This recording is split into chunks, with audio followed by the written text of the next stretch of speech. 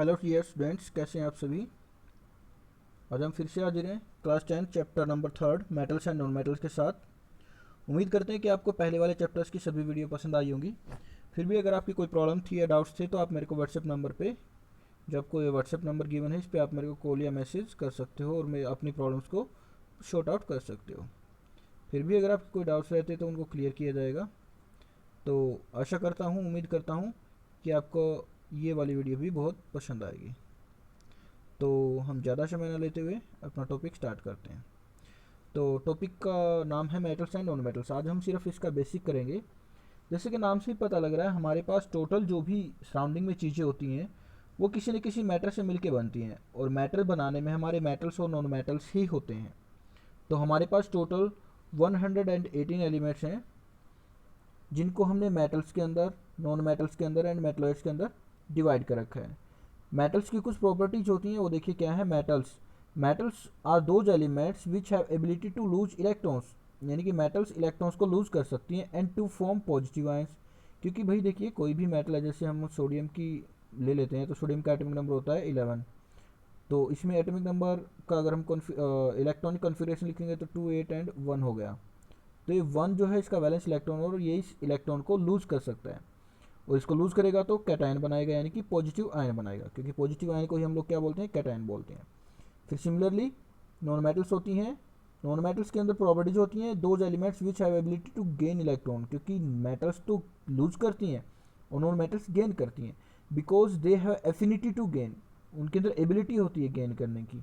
तो इसलिए हम मेटल्स की अगर बात करें तो उनको वो डोनर होते हैं, और नॉन मेटल जो होते हैं वो गेनर होते हैं। डोनर मतलब लूज करने वाले, गेनर मतलब लेने वाले। एंड फॉर्म नेगेटिव आयन, क्योंकि, और उसको हम एनायन बोलेंगे, क्योंकि भाई देखिए, कोई भी नॉन मेटल है जब वो इलेक्ट्रॉन को गेन करती है तो उस गेन करने से उसके ऊपर नेगेटिव चार्ज आएगा, और नेगेटिव चार्ज आने की वजह से हम उसको क्या बोलते हैं, एनायन बोलते हैं। क्योंकि नेगेटिव चार्ज वाली जो भी आयन बनेंगे उनको हम क्या बोलेंगे, एनायन बोलेंगे स्टूडेंट्स। तो आगे हमारे पास आता है मेटल लूज इलेक्ट्रॉन्स, ये हम पढ़ चुके हैं ऊपर भी। Metal loose electrons and non metal gain electron, ये ऐसा करेंगे क्यों, टू अचीव नोबल गैस और स्टेबल कॉन्फ़िगरेशन, क्योंकि उनको अपना ऑक्टेट कंप्लीट करना होता है। ऑक्टेट का मतलब क्या होता है, जो भी आउटरमोस्ट सेल होती है उसके अंदर 8 इलेक्ट्रॉन्स को फुलफिल करना होता है, जिसके लिए वो अपने इलेक्ट्रॉन्स को लूज या गेन करती हैं। तो मेटल्स जो करती हैं वो लूज करती हैं, और नॉन मेटल्स जो करती हैं वो गेन करती हैं।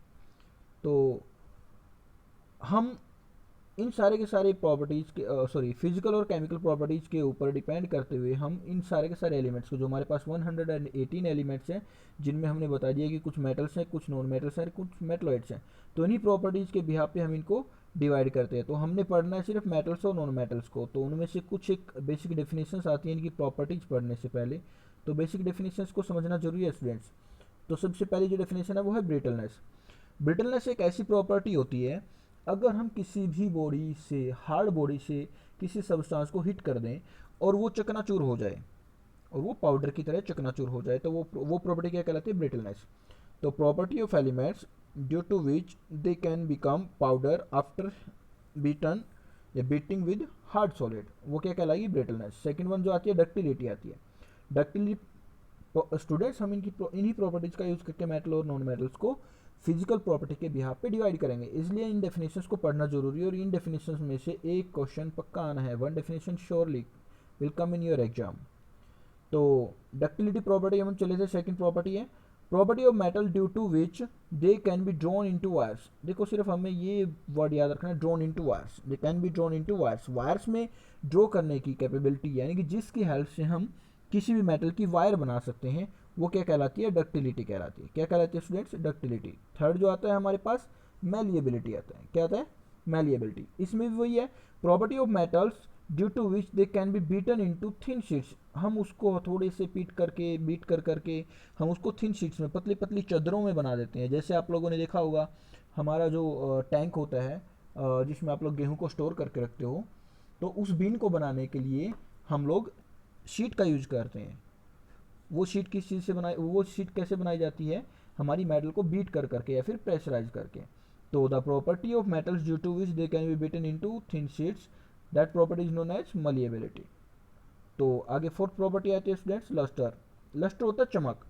देखिए, आप कोई भी नई सब्सटेंस लेके आते हैं अपने घर में, कोई भी मेटल की नई चीज़ लेके आते हैं, तो उसमें स्टार्टिंग में बहुत ही चमक होती थी, तो वो चमक ही क्या कहलाती है, उसकी मेटालिक लस्टर या फिर लस्टर, इसको लस्चरस भी बोलते हैं।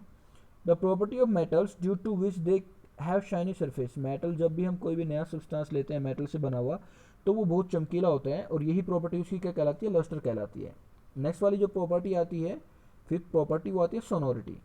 सोनोरिटी के नाम से ही हमें पता लगेगा सुनना, सोनोरिटी से क्या मतलब है, सुनना, यानी कि अगर हम उसको किसी सॉलिड चीज़ से हीट करें और वो रिंगिंग लाइक साउंड प्रोड्यूस करता है, तो उस प्रॉपर्टी को हम क्या बोलेंगे, सोनोरिटी।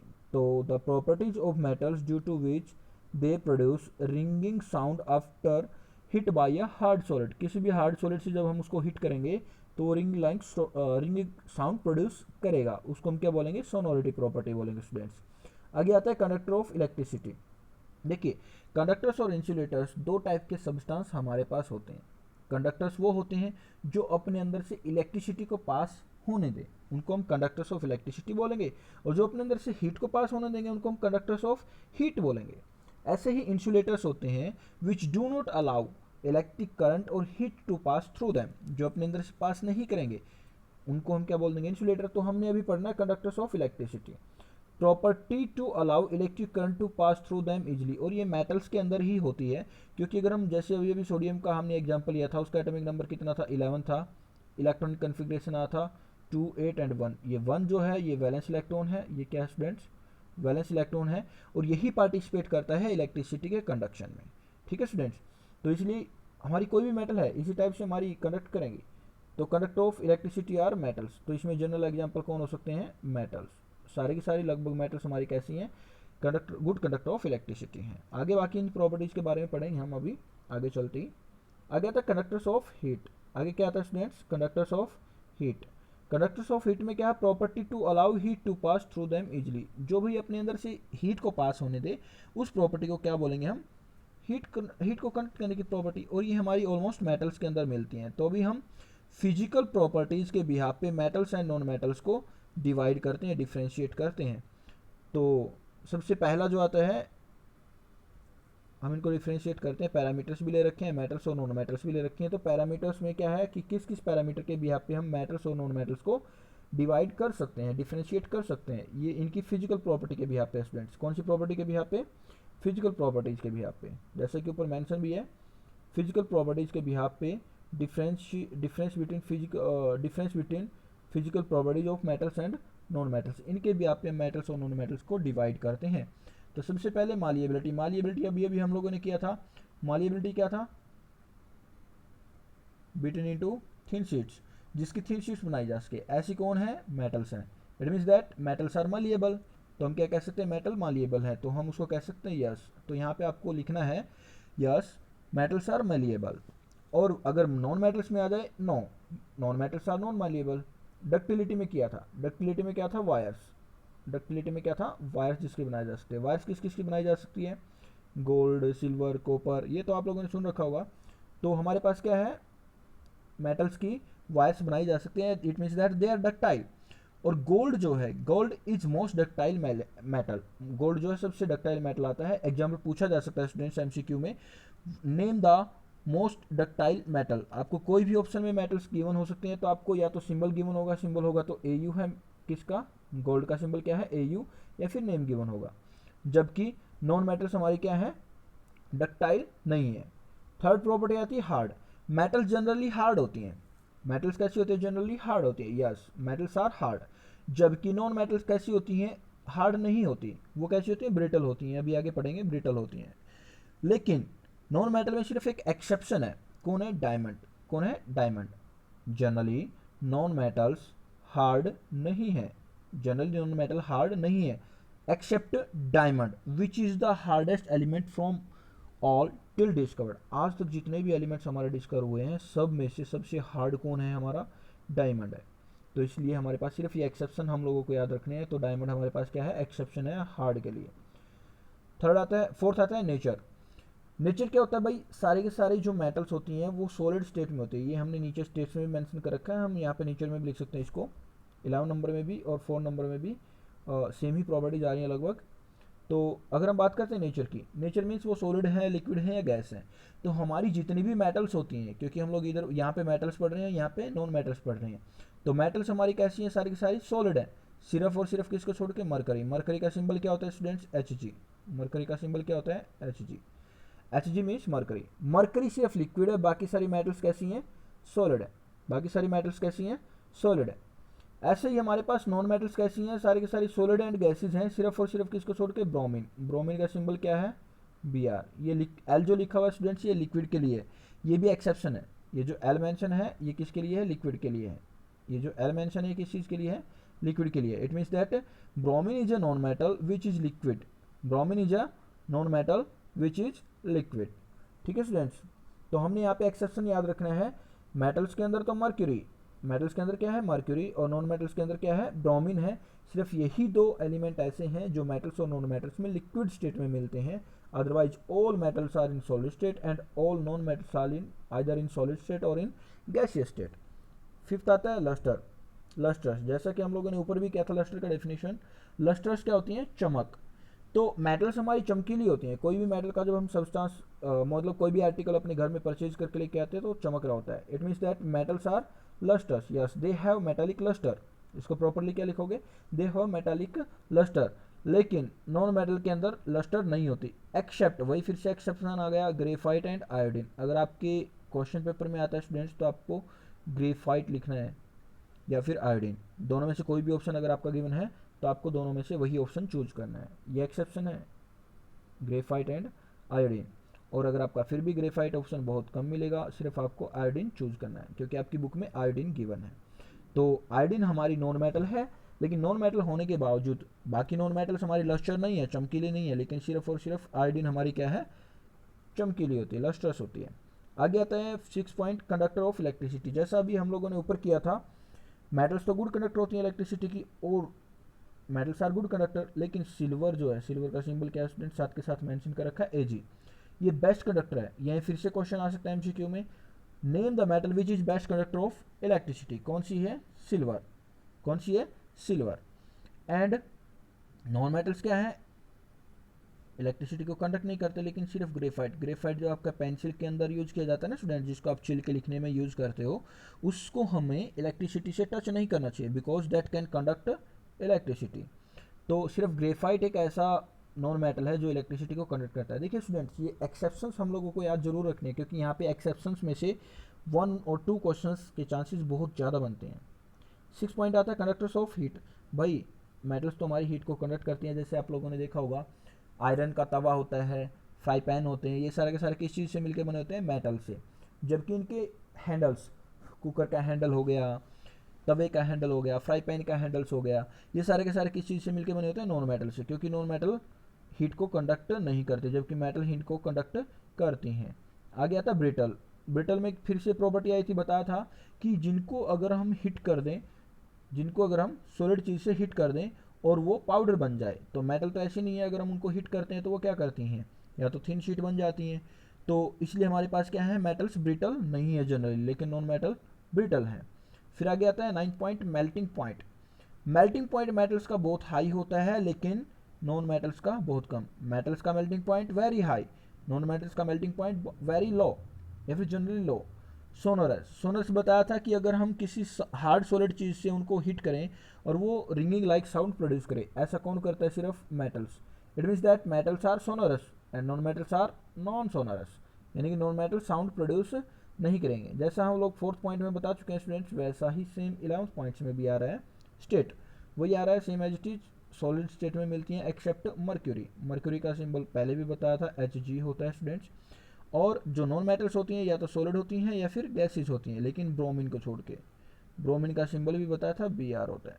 ठीक है स्टूडेंट्स, इन चीज़ों को, एक्सेप्शंस को याद रखना स्टूडेंट्स, यहाँ से प्रॉपर्टी आएगी surely, one property will come from there in your final exams and in your UTs also. Density आता है। देखिए डेंसिटी क्या होता है, मास पर यूनिट वॉल्यूम। मास पर यूनिट वॉल्यूम को ही हम लोग क्या बोलते हैं, डेंसिटी। मास पर यूनिट वॉल्यूम को हम क्या बोलते हैं, डेंसिटी। इसका जो फॉर्मूला होता है एम अपॉन में रो या फिर वी से रिप्रेजेंट करते हैं वॉल्यूम को। ठीक है स्टूडेंट्स, रो से भी कर लेते हैं, वी से भी कर लेते हैं।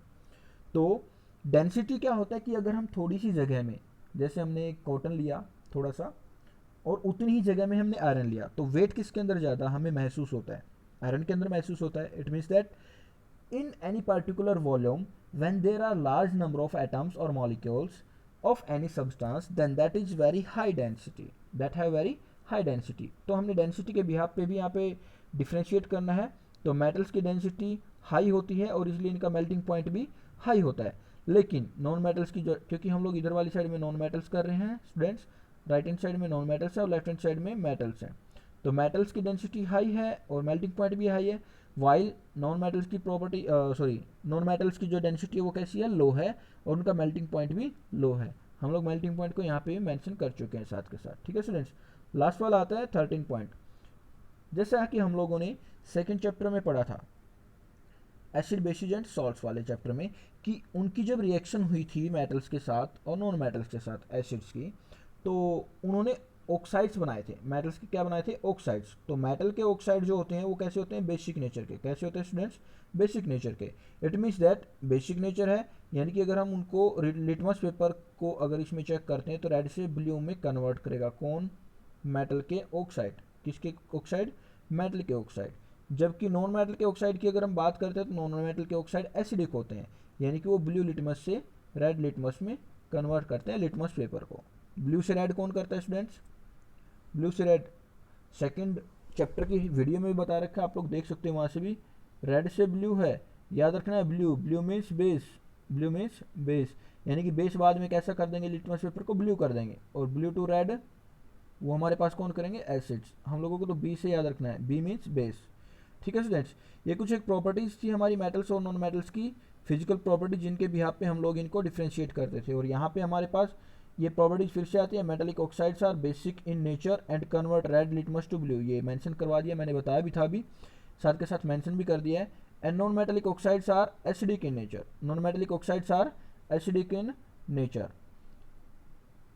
And convert blue litmus to red. भाई एसिडिक है तो ब्लू से रेड होगा और बेसिक है तो रेड से ब्लू होता है। तो metals generally not dissolve in water, क्योंकि वो कैसी हैं भाई, मेटल्स के ऑक्साइड कैसे हैं, बेस बनते हैं, यानी कि मेटल जनरली वाटर में डिजोल्व नहीं होती। To form oxides but those metals which dissolve in water are called alkali. Alkalis की डेफिनेशन भी हम लोगों ने सेकंड चैप्टर में की थी। Water soluble bases are known as alkalis, water soluble bases are known as alkalis. उसको revise भी करवा दिया, यहाँ पे बता भी दिया गया आप लोगों को स्टूडेंट्स, जो हम लोगों ने एसिड बेस में भी किया था, कि those bases which dissolve in water are known as alkali. तो वैसे ही यहाँ पे मेटल्स जनरली या तो वाटर में डिजोल्व नहीं होंगी, और हो गई तो वो बेसिक है, बेस हैं, तो क्या कहलाएगी वो, एल्कली, यानी कि water soluble bases are known as alkalis. तो स्टूडेंट्स आज यहीं तक है, आगे नेक्स्ट वाली वीडियो में हम पढ़ेंगे इसकी केमिकल प्रॉपर्टीज ऑफ मेटल्स। क्या पढ़ेंगे students, chemical properties of metals. यहाँ से हम अपने नेक्स्ट चैप्टर को, नेक्स्ट वीडियो को स्टार्ट करते हैं। अगर आपको वीडियो अच्छी लगती है लाइक एंड शेयर जरूर करना, चैनल को सब्सक्राइब करना ताकि आप लोगों को फर्दर नोटिफिकेशंस मिलते रहें, और जो बेल आइकन है उसको प्रेस करना। स्टूडेंट्स आपकी जो भी कोई क्वेरी होती है तो आप लोग मेरे को व्हाट्सएप नंबर पे कॉल कर सकते हो, व्हाट्सएप नंबर आपका डिस्क्रिप्शन लिंक में भी गिवन है, और साथ के साथ ये पीडीएफ भी आप लोगों के मैं डिस्क्रिप्शन लिंक में दे रहा हूँ, तो वहाँ से भी आप लोग इस पीडीएफ को डाउनलोड करके अपनी हेल्प के लिए ले सकते हो। स्टूडेंट्स साथ के साथ जरूर अपने नोट्स बनाते रहना ताकि आप लोगों को हेल्प मिल सके। तो आज के लिए बस इतना ही, thank you, have a nice day.